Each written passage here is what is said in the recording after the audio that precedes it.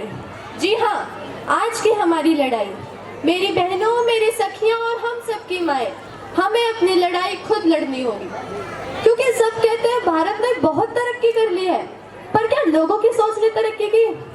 जी नहीं, क्योंकि आज भी ऐसे बहुत से लोग हैं जो अपनी बेटियों की पढ़ाई के खिलाफ हैं। तो मैं उन सब लोगों से एक सवाल पूछना चाहती हूँ, अगर अपनी बेटियों को पढ़ाना ही नहीं चाहते तो अपनी बीवी के लिए एक लेडी डॉक्टर ही क्यों ढूंढते हैं?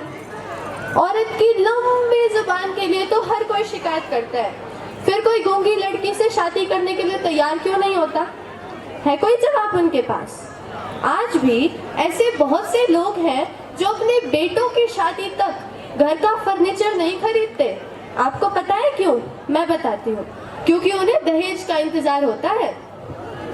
एक फेसबुक के सीईओ ज़कबर्ग ने अपनी बेटी के पैदा होते ही अपनी 99% दौलत दान कर दी, और यहाँ माँ बाप कर्जा लेते हैं तो बेटों की पढ़ाई के लिए और बेटियों की विदाई के लिए।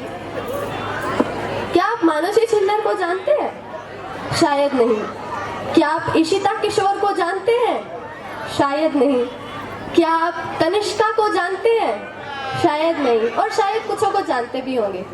ये भारत की वो बेटियां हैं जिन्होंने अपने देश का, अपने गांव का, अपने माता पिता का नाम रोशन किया। और हम ज्यादा दूर क्यों जाते हैं, अपने ही पास में देख लो नीतू घनघस, जिन्होंने विश्व भर में बॉक्सिंग में स्वर्ण पदक जीतकर अपने देश का, अपने गांव का, अपने माता पिता का नाम रोशन किया।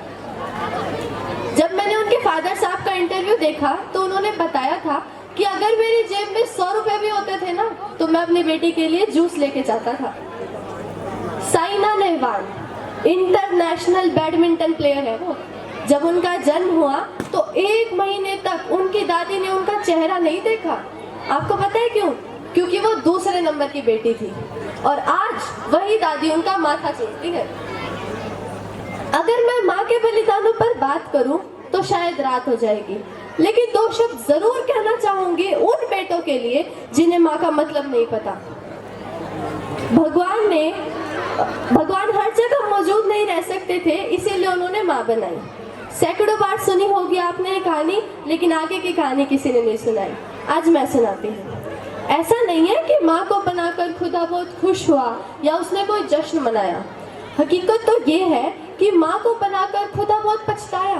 कब उसका एक एक जादू किसी और ने चुरा लिया वो जान भी नहीं पाया। खुदा का काम था मोहब्बत, वो माँ करने लगी। खुदा का काम था हिफाजत, वो माँ करने लगी। खुदा का काम था बरकत, वो भी माँ करने लगी। देखते ही देखते उसकी आंखों के आगे कोई और परवरदिगार हो गया। खुदा बहुत मायूस हुआ, बहुत पछताया, क्योंकि माँ को बनाकर खुदा बेरोजगार हो गया।